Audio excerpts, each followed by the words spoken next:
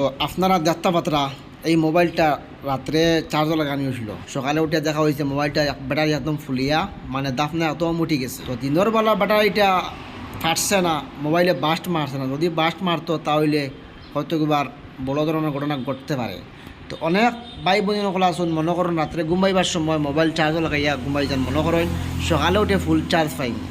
এখনকার প্রায় মোবাইল দেখবা ফাস্ট চার্জিং থাকে, 1 ঘন্টা আধা ঘন্টার ভিতরে মোবাইল চার্জ হয়ে যায়। তো বাকি যে সময়গুলো, এই সময়গুলো মোবাইলটা চার্জও বসাই অবস্থায় থাকে, চার্জ তো ফুল হয়ে যায়। মনে করেন 1-1.5 ঘন্টা 2 ঘন্টার ভিতরে চার্জ ফুল হয়ে যায়।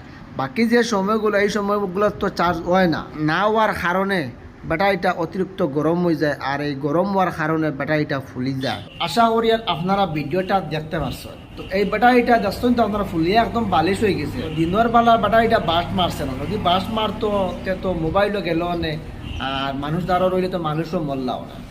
তো আপনারা পারতে রাত্রে মোবাইল চার্জও লাগাইয়া ঘুমাইবা না। এখনকার মোবাইল হাইয়েস্ট 1 ঘন্টা 1.5 ঘন্টা চার্জ ফুল হয়ে যায়। রাত্রে অত লম্বা টাইমও লাগাইয়া ফুটিবা না। যদি লম্বা টাইমও লাগাই ফুটোন তাহলে মোবাইলে তো চার্জ দিতে পারে না, ফুল হওয়ার বাদে তো চার্জ দেয় না। এই সময়ের ভিতরে মোবাইল গরম হইয়া বাস্ট হয়ে যায়। তো আমার কথা আপনারা কিন করবা, কারণ আমি একজন মোবাইল মেকানিক্স মানুষ। আপনার যাত্রাবাত্রা আমি একজন মোবাইল মেকানিক্স মানুষ, আমি মোবাইল রিপেয়ারিং কাজ করি হিসাবে আমি আপনার তোরে আউরি কোনো কথা কইতাম না। যেটা কথা কইছে আপনার তোরে আমি বুঝিয়াও কইছি, বুঝছেন।